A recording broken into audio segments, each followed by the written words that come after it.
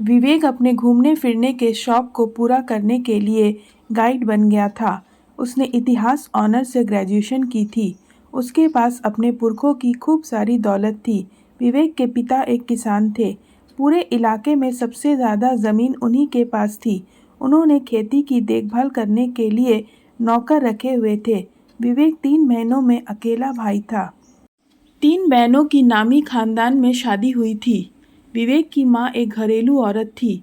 भारत के बहुत से ऐतिहासिक पर्यटक स्थलों के मुलाजिम, वहाँ के दुकानदार और तमाम लोग विवेक को पहचानते थे। इस बार विवेक गाइड के रूप में बोध गया गया हुआ था। विदेशी पर्यटक में उसकी मुलाकात एनी और उसकी माँ से हुई। एनी की उम्र 19 साल की थी। वह अपनी माँ के साथ ताजमहल देखने आई थी। एनी और उसकी माँ को विवेक का जानकारी देने का तरीका बहुत पसंद आता था, इसलिए उन्होंने उसे अपना पर्सनल गाइड बना लिया। पहली ही नज़र में एनी को विवेक की कसरती बदन भा गया और वह उसके तीखे नैन नक्शे पर फिदा हो गई। विवेक दोपहर के भोजन के लिए भारतीय व्यंजन खिलाने के लिए उन्हें एक होटल में ले गया। एनी को खाना इतना तीखा लगा कि उसने पानी पीने की जल्दी में गर्मा गर्म सब्जी विवेक के ऊपर गिरा दी और फिर अपनी रुमाल से बड़े प्यार से और अपनेपन से साफ किया। अब विवेक भी एनी की तरफ खींचने लगा। एनी उसकी माँ की ताजमहल देखने की बहुत इच्छा थी और विवेक का गांव आगरा में ताजमहल के पास ही था। बोध गया और एयरपोर्ट के रास्ते के बीच में बड़ी नदी पड़ती थी। बारिश की वजह से नदी अपने उफान पर थी। विवेक के बार बार मना करने के बावजूद नाविक ने ज़्यादा मुसाफिर अपने नाव में बिठा लिया। नाव बीच नदी में जा कर अपना कंट्रोल खोने लगी और नदी में पलट गई। इस वजह से बहुत से लोगों की जान चली गई। इस भयानक हादसे का एनी की मां पर बहुत बुरा असर पड़ा और उन्होंने उसी समय अपने देश लौट जाने का फैसला ले लिया। पर इस हादसे के बाद विवेक एनी की निगाह में उसका असली हीरो बन गया। वह उसे मन ही मन अपना सब कुछ मानने लगी और उसकी दीवानी हो गई। पर माँ की जिद के आगे झुककर एनी को वापस अपने देश लौट जाना पड़ा। पर अपने घर लौटने के बाद भी एनी दिन में एक बार विवेक को फ़ोन ज़रूर करती थी। एक रात विवेक अपने घर की छत पर बैठा हुआ था। गुलाबी मौसम था। विवेक की छत पर गमलों में फूल के पौधे लगे हुए थे। उन फूलों की खुशबू चारों तरफ फैल रही थी। उसी समय एनी का फ़ोन आ गया। उस दिन विवेक सुबह से ही रोमांटिक था।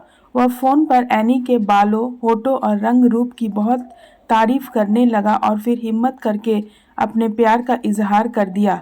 एनी तो प्यार के ये खूबसूरत शब्द सुनने के लिए कब से बेकरार थी। वह बिना सोचे समझे विवेक के प्रस्ताव को अपना लेती है। फिर उन दोनों के प्यार का सिलसिला फ़ोन पर शुरू हो जाता है। दोनों रोज़ाना फ़ोन पर घंटों प्यार की बातें किया करते थे। उन्हीं दिनों एक बड़े घर से विवेक की शादी का रिश्ता आया। विवेक के ससुर ने विवेक के पिताजी को यह वादा किया था कि विवेक की शादी के बाद वह आगरा शहर में 10,000 गज जमीन विवेक के नाम कर देंगे। विवेक एनी से प्यार करता था और उसी से शादी करना चाहता था, इसलिए उसने शादी से साफ इनकार कर दिया। इस बात से नाराज़ विवेक के पिताजी ने परिवार वालों को अपना घर छोड़ने की धमकी दी। इसलिए विवेक की माँ और तीनों बहनें बहुत घबरा गई और उन्होंने विवेक पर दबाव डालकर उसे शादी करने के लिए मजबूर कर लिया। विवेक ने उनके प्यार और दुख को समझकर अपना मन मार कर हाँ कर दिया। पर एनी और अपने संबंध के बारे में अपनी माँ और बहनों को भी बता दिया। फिर फ़ोन करके एनी को अपने घर की सारी समस्या समझा दी।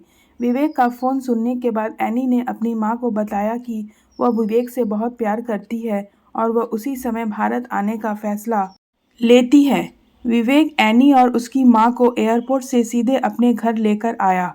वहाँ उसकी शादी की तैयारियां बहुत ज़ोरों शोरों से चल रही थी।